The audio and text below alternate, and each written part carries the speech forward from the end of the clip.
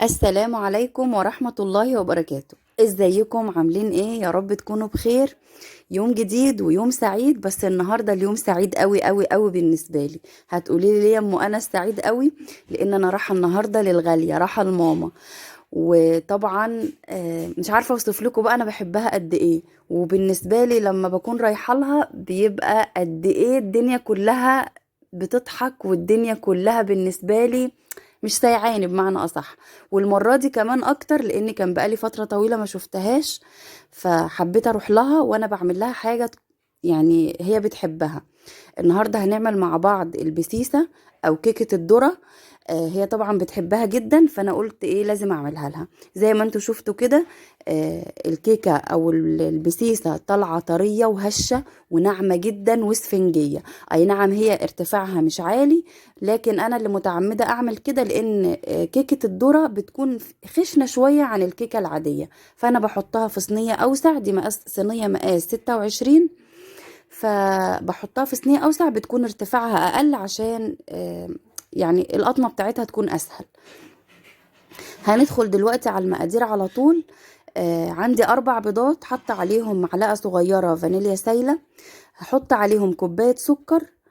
لكن انا حطيت كوبايه الا ربع لان اللبن اللي عندي مسكر، يعني اللبن اللي عندي متحلي، كنت بعمل بيه حاجه تانية وكنت محلياه وقلت استخدمه في الكيكه، فهو اوريدي متحلي. فانا قللت السكر، لكن هي المقادير بتاعه الصينيه 4 بيضات، عليهم معلقه صغيره فانيليا سايله او بودره زي ما تحبي، وكوبايه سكر وكوبايه لبن وكوبايه زيت.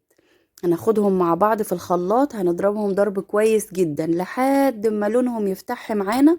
انتوا هتلاقوا في بداية الضرب كده اللون مصفر، لكن بعد ما تضربيهم شوية حوالي 5 دقايق مثلا هتلاقي لون الخليط عندك بقى فاتح، وده المطلوب اثباته. ده من اسباب يعني لون الخليط لما يفتح معاكي من اسباب نجاح الكيكة. عامة كيكة الذرة والكيكة العادية هي نفس المقادير، بس اللي بيختلف نوع الدقيق. نوع الدقيق هنا هيكون دقيق ذرة، هبقى نخلاه كويس. هحط منه كوبايتين، هشيل منهم معلقتين كبار دقيق وهحط بدلهم معلقتين كبار نشا، وهنزل عليهم بكيس كيك شيف زي ما انتوا شايفين، وذرة ملح اللي هي بنحطها في كل الحلويات. هقلب الاول الخليط الجاف كويس، وبعدين هنزل عليه بالخليط السائل اللي زي ما قلت لكم فضلت اضرب فيه حوالي 5 دقايق في الخلاط لحد ما لونه افتح شويه، يعني بقى لونه مايل للبياض. هقلبهم كويس قوي بالمضرب اليدوي. هكون مسخنه الفرن من بدايه ما انا اشتغلت في الكيكه. هقلبهم، ودلوقتي هضيف معلقتين كبار خل. الخل زي ما قلت لكم في فيديو الكيكه العاديه هو بمثابة محسن كيك، هو بيبقى مع البيكنج باودر بيعملوا لي محسن كيك، بيخلي لي الكيكة كده ناعمة وهشة وسفنجية، هو ومعلقتين النشا اللي انا بحطهم مع الدقيق. بقلبهم كويس قوي وبيكون التقليب في اتجاه واحد. بعد كده بكون محضرة صينية مقاس 26.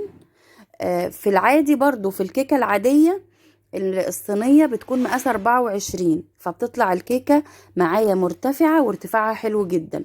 لكن انا بحب الكيكة الذرة بحب ارتفاعها يكون قليل، مش عارفة ليه. بحسه لانه الدقيق بتاعها بيكون خشن، فبحس انه الارتفاع بتاعها لما بيكون قليل بيبقى احسن. طبعا ده ذوق شخصي، يعني ممكن تقدري تحطيها في صينية 24. كل ما تعوزي تخلي الكيكة مرتفعة قللي حجم الصينية.